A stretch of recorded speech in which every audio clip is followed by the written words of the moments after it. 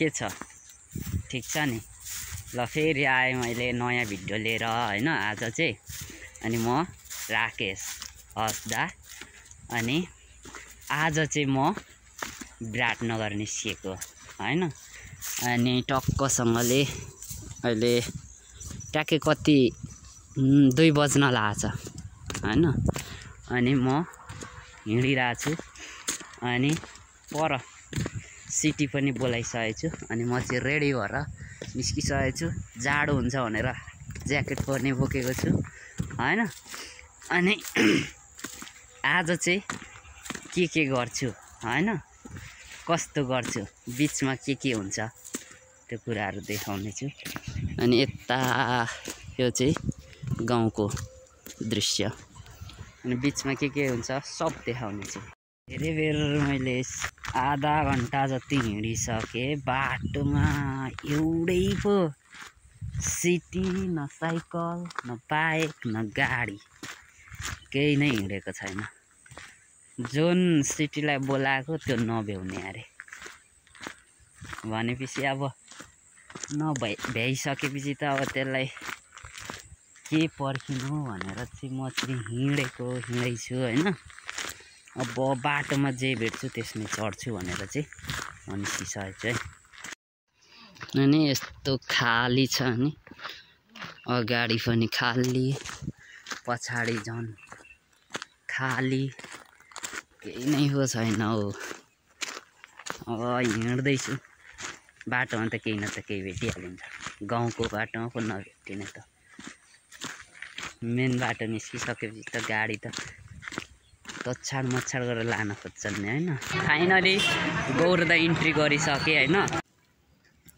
अनि यहाँ यो बजार चाहिँ आइतबार र बिहीबारको दिन लाग्छ अनि आज चाहिँ म मंगलबारको दिन चाहिँ हिँड्दैछु अनि यहाँनेरि एकदमै राम्रो ठाउँ यस्तो छ है टक्क यो चाहिँ गौरदा बजार हो यो सब्जी मण्डी हैन यो सब्जी मण्डी भन्छ अर्को त्यो भन्दा ठुलो मण्डी चाहिँ उतापट्टि छ अनि म चाहिँ यो पुरानो बजार भन्छ जस्तै यहाँ मन्दिर छ त्यही मन्दिरको छेउमा चाहिँ म घुमिरहेको छु हैन नै गौरदा आइपुगेको थिएँ बल्ल पिसाब लाग्दैछ कहाँनेरि हल्काउँ भनेर चाहिँ सोचिरहेको छु गौरदामा अब खुल्ला त नगरौँ होला यो चाहिँ त्यो देखिएको नि के भन्छ डिपुको रोड अरे क्या यो गौरीगञ्ज जाने बाटो म चाहिँ भित्र अनि गाडी पनि चढेको छुइनँ 3 बजिसक्यो तर बेलुकासम्म म विराटनगर चाहिँ पुग्छु पर गाडी पर्खिरहेको छ हामीलाई 2 जना छौँ है ऊ 1 जना म 1 जना अनि उसलाई चाहिँ मैले पर गाउँको चोकमै भेटाएको हैन गाउँकै चोकमा साथी हो भन्न साथी हो राष्ट्रिय रिसाउँछ कि त्यो ठिक लाग्दैन हैन अनि अब चाहिँ म्याजिकमै जाने यहाँ पर्खिरहेको छ हैन अनि म्याजिकमै जान्छ अहिले चाहिँ हामी म्याजिक चढिसकेका छौँ अनि यहाँ धेरै नै भिड छ हैन किन भन्दाखेरि गाडीको पनि व्यवसाय चल्नु पर्यो अनि एकदमै यहाँ चाहिँ बस चाहिँ टाइममा आउँछ जुन हाम्रो एसियन हाइवे छ हैन त्यसमा चाहिँ पुरै आक्को आइ गर्छ नि त हैन अनि यहाँ चाहिँ आउँदैन त्यसैले म्याजिक चढ्नु पर्छ म चाहिँ दमक पशुघाट आइसकेको छु हैन अब बसहरू दमक जाँदैछ अनि यता पछाडिपट्टिबाट अर्को बस पनि आउँदै थियो अनि साथीलाई चाहिँ हामी खासमा विराटनगर हिँडेको तर धरानको गाडीमा झन्डै चढाएको अनि मैले भने हामी विराटनगर गएको गाडीमा जानुपर्छ अनि त्यस पछाडि साथी लाई फेरि अर्को बसको खलासीले राम्रोसँग सम्झाएर विराटनगरको गाडीमा जाउँ हिँड भनेर लाँदैछ। अनि म पनि पछि पछि हिँडिरहेको थिएँ। अनि हामी बस पनि चढ्यौँ।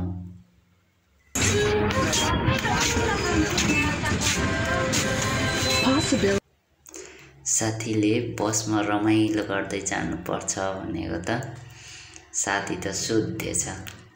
अनि त्यस पछाडि गाडी कुदिरहेको बेलामा साथी बिन्दास सुतिरहेको थियो। अब म त त्यत्तिकै टाइम पास गरेर बस्नु पर्यो। अनि त्यस पछाडि जाडो, केही समय पछाडि जाडो बढ्दै गयो। अनि मैले जुन बोकेको ज्याकेट लाएँ। त्यस पछाडि साथीलाई उठाएर उसलाई पनि लगाउन लाएँ। त्यस पछाडि त साथी त फोनमै बिजी हुन थाल्यो।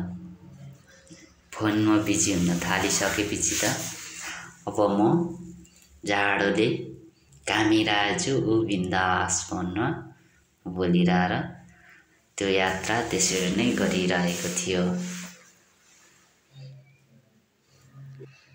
5 बजिसकेको थियो तर पनि हामी विराटनगर पुगेका थिएनौँ। अनि बाहिर पनि अँध्यारो हुँदै जाँदै थियो। गाडीमा बत्ती बालिसकेका थिए। अनि हामी हिँडिरहेका थियौँ गाडीमा।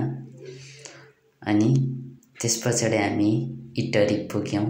इटरीमा पुरा अँध्यारो भएको थियो हैन। त्यहाँ बत्तीको झिलिमिली एकदमै रमाइलो देखिरहेको थियो।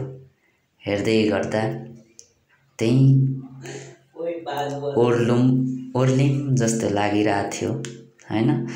अनि त्यस पछाडि हामी विराटनगर लाइनतिर गयौँ। अनि त्यस पछाडि हामी दुबीमा एकछिन काम थियो र हामी दुबीमा ओर्लिम। अनि अहिले चाहिँ ठिक्क दुबी चाहिँ कामले गर्दा ओर्लेको छु हैन। यहाँ चाहिँ साथीको काम मोबाइल दोकानमा छ हैन, त्यहाँ छ। अनि लगभग अब विराटनगर पुग्नै लाग्छौँ हैन। अहिले चाहिँ ट्याक्क दुबीमा छु। अब आधी घन्टामा पनि पुगिन्छ पनि। दुबीमा फेरि साथीले अर्को गाडी रोक्दै थियो जुन म्याजिक थियो। म्याजिकमा चढ्न खोज्दै थियौँ। एकदमै राति भएर होला, धेरै नै प्याक थियो। दाइले हाम्रो लागि सिट मिलाउँदै थिए। अहिले चाहिँ ठिक्क रुमसुम गरेर हैन, रुमको के भन्छ पैसाहरू तिरेर अहिले रुम लिएर पेमेन्ट गरेर चाहिँ आइसकेको छौँ। हामी दुईजना छौँ हैन। अनि डक्कसँगले चाहिँ रुमको माहौल यस्तो छ हैन। त्यस्तो राम्रो त छैन। हिरो एसी पनि पो रहेछ, टिभी पनि पो रहेछ। सबै सुविधा छ।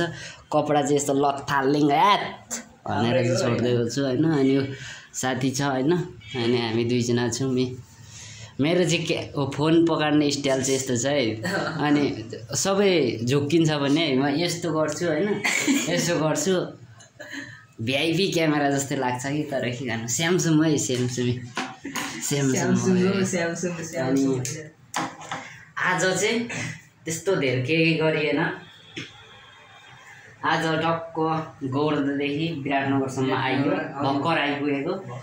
अनि अहिले भर्खरै खाना खाएर आएको, रेडी सेडी सबै भइसकेको छु। अनि हामी चाहिँ खासमा किन निस्केको भनेर अर्को भिडियोमा हेर्नुपर्छ ल। अहिलेलाई चाहिँ बाई।